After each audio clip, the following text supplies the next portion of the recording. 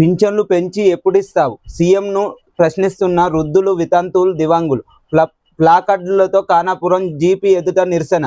Khanapuram GP ఎదుట నిరసన చేస్తున్న వితంతువులు, వృద్ధులు మరియు వికలాంగులు.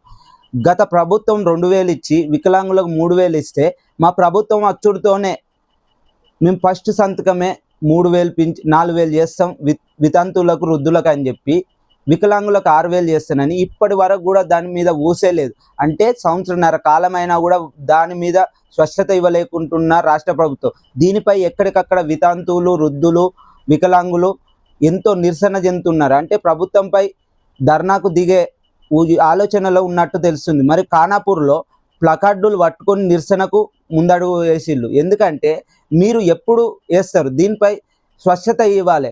అంటే వేస్తారా లేక మళ్ళీ వచ్చే గవర్నమెంట్ వరకు అలానే వదిలేస్తారా? అంటే హామీ ఇచ్చి సంవత్సరం పూర్తయిన ఎడల దాని మీద స్వచ్ఛత లేకపోవడం వలన ఎక్కడికక్కడ నిరసన తెలుపుతున్న వృద్ధులు, వితంతువులు, వికలాంగులు. నిన్న ఖానాపూర్లో కూడా ఇదే పరిస్థితి ఎదురైంది.